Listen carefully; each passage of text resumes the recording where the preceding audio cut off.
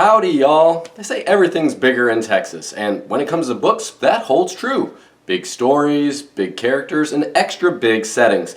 That's what's in store today. So slip on your cowboy boots, saddle up, and head to your nearest field of bluebonnets as I share my top 10 books set in Texas. Yeehaw! First up is The Life and Times of Persimmon Wilson by Nancy Peacock. This is a rip-roaring old-fashioned adventure romance featuring an ex-slave named Percy Wilson. While awaiting his hanging in a small Texas town in 1875, he shares his fantastic story. On his way to New Orleans from one master to another, Percy meets and falls in love with Chloe, a light-skinned slave who's often mistaken for being white. But they're soon ripped away from one another during the Civil War. After that point, tragedy upon tragedy seems to relentlessly follow Percy. However, he won't give up and he won't forget. Whether near death or captured by Comanches or awaiting to be hanged, Percy perseveres. That's why this book is so good, because Percy is an amazing, believable character who goes through tremendous ups and downs. Overall, it's a beautifully written historical fiction novel that looks at our assumptions about identity and the meaning of truth. Second on my list is a book I read pretty recently, and that's Sunset and Sawdust by Joe R. Lansdale. This is a Western crime thriller set in Depression-era East Texas. The protagonist is Sunset, a beautiful young woman named for her bright red hair. Immediately, you realize this is going to be a dark, gritty book, because it starts with Sunset killing her husband as he tries to rape her in the middle of a tornado. It's incredibly violent at times, but the gory images work with the setting and plot. Soon, Sunset is named constable of her small town and has to solve a gruesome double murder. She's being helped doing this by two assistant deputies. One is Clyde, he's a lovable loser, and the other is Hillbilly, who's this charming but vile narcissist. And it's not just a cowboy crime novel, it delves into racism, small town politics, and greed. What made it work well is how each character's motivations are beautifully hidden from the other characters. As the reader, of course, you understand how and why the chess pieces are being moved around the board. It's ridiculously frustrating though, and I mean that in the best possible way. But I will say it's not all violence and evil. There are serious laugh-out-loud moments and really clever conversations throughout between some of the funny characters. So you do get some comic relief to help balance out these darker elements I've talked about. Up next is Holes by Louis Satcher. I read this way back in middle school, but I still remember how much I loved it. The main character is Stanley Yelnats, whose last name is just his first name, but backwards. Anyway, he's wrongfully accused of stealing and sent to a place called Camp Green Lake, which is a juvenile detention center. To build character while there, Stanley and the other boys at the camp are forced to dig holes in the dry Texas desert. The book shows two timelines, the past and the present, so we get a sense of the curse that's on Stanley's family, yes, there's a curse on him, as well as these secrets that the camp is holding. There's a wonderful crew of characters, including Zero, the boy who quickly becomes Stanley's BFF. Well, Stanley, Zero, and the other juvenile delinquents are working together to uncover this truth I talked about the camp's true purpose.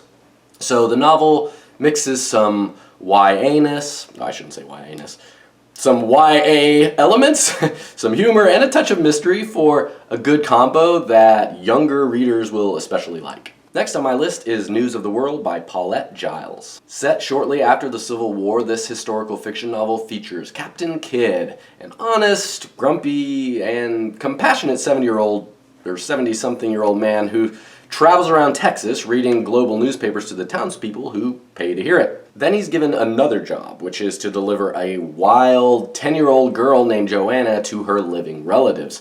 Joanna has spent the last 6 years as a captive of Kiowa Indians, so she has little memory of her life before that time. Obviously, the two main characters are polar opposites in so many ways, so we expect them to not get along. But as they venture across the dangerous Texas landscape, the two share plenty of tender and funny moments, with the gorgeous writing making the whole thing really tick. It's poetic in how it sets the scene and shows the unlikely friendship that forms between Captain Kidd and Joanna. Even better, the book has shout-outs to some Texas towns, including Wichita Falls and San Antonio. Fifth on my list is The Time It Never Rained by Elmer Kelton. Here's a classic western set in 1950s West Texas that takes place during an extremely long drought. The focus is on the protagonist Charlie Flagg, who's a good old boy and rancher who simply won't give up his old school way of life. Over and over, the strength of his character is tested, but he keeps on keeping on, even during the toughest times, thanks mostly to his fierce sense of independence. Hey, what can I say? He's a Texan, y'all. Seriously though, Charlie seems like someone that might actually exist, and that's what makes this book so great. The challenges he faces are highly personal, but in the grand scheme of things, they don't matter, right? So ultimately, it's a book about a deep, fully fleshed out character. Next up is No Country for Old Men by Cormac McCarthy. Even if you've already seen the movie, the book is still worth the time. I mean, McCarthy's writing alone is worth the price of admission. He perfectly captures the unflinching brutality of the Texas setting and the rough lives of this book's characters. It starts with Llewellyn Moss stumbling upon a couple $1 million at the scene of a drug deal gone wrong. From there, he's trying to keep the law and the heartless hitman Anton Chigurh at bay so he can keep the cash. It makes for a thrilling game of cat and mouse that'll keep you on the edge of your armchair. Meanwhile, Sheriff Ed Tom Bell is slowly putting together the violent pieces of this puzzle, but he just can't believe how dark his small corner of Texas has gotten over the years. I guess the triple threat of heroin, cowboys, and hired killers will make you think twice about your zip code. Anyway, what bumps this book up another notch is how, amidst all of this chaotic bloodshed, Sheriff Bell waxes philosophical about morals, change, evil, and death. This is so much more than a typical Western. It's an electrifying, layered read with extraordinary characters who come to life on the pages. Number 7 on my list of books set in Texas is Lonesome Dove by Larry McMurtry. In this Pulitzer Prize winning Western, a group from a small Texas town go on a cattle drive to Montana. There are so many unforgettable characters in the crew, but the two that stand out the most are Augustus Gus McCrae and Woodrow Call.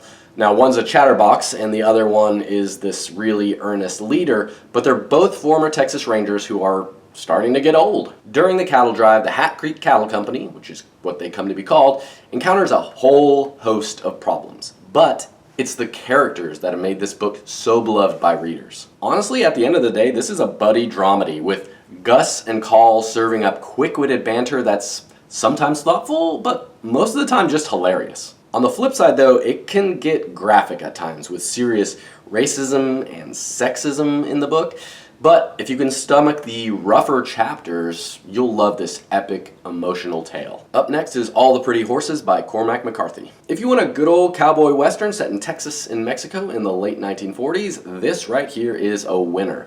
It's about the teenage protagonist John Grady, who gets sideways with a horse thief, learns what it means to be a man, and experiences the roller coaster that is young love. However, it's the rugged atmosphere of this book that stood out to me, and I don't think that's just because I live in Texas. The vibe is dusty and rough around the edges, perfectly reflecting the novel itself. Also, it's really weird to say that despite no quotation marks, hardly any commas, a bunch of run-on sentences, and ginormous chapters, the writing is flawless. McCarthy is a master who blends adventure and brilliant prose to capture the grueling life of border cowboys. Number 9 on my list is Empire of the Summer Moon by S.C. Gwynne. If you're a history buff, this is an interesting chapter in U.S. history that's often overlooked, and it's a look at part of the Comanche tribe's legacy and struggles with famous figures from the tribe sprinkled in the book. Those include Quanah Parker, his mom Cynthia Ann Parker, Pina Nakona, and other famous Native Americans like Buffalo Hump. This nonfiction read dives into a time when white settlers were expanding west, bumping up against the Native American tribes like the Comanche. I felt like the author portrayed a fair, honest representation of life back then. It's not romanticized at all with like good guys versus bad guys. It's a real-life tale of conquest and survival. And what really amazed me, what really stood out were the Comanche warriors. The chapters that kind of dive into their skills, raids, and strategy are just crazy to think about. Like how The settlers feared whenever there's a full moon, which they called the Comanche moon, because that was a time when Comanche warriors could attack at night. And while the U.S. tried traditional ways of dealing with the tribe, the Comanches didn't play by those rules. They just ride their horses past any forts or settlements to avoid the Texas Rangers and just basically do whatever they wanted and fight the battles where they wanted to fight them. And last on my list is a book I've talked about a few times on the channel, and that's 12 Mighty Orphans by Jim Dent. And this is another nonfiction read set in Depression-era Texas. It's the true underdog story of the Mighty Mites high school football team, whose players were a group of orphans, and together they made up this really formidable football team that went down in Texas football history. What's so great about this is that there are just tons of quirky characters in this Cinderella story, and even though they're all poor and living in this really awful time, it's endearing to see the solutions the kids and coaches come up with to overcome these issues, as well as the joy these boys got just from playing football. You just can't help but cheer for the Mighty Mites as you read this book. They're undersized and they're going up against teams with more money and bigger teams. And what's surprising though is how it doesn't end how you would expect it to. What Texas books did I miss? Let me know in the comments, and don't forget to like and subscribe. Happy reading.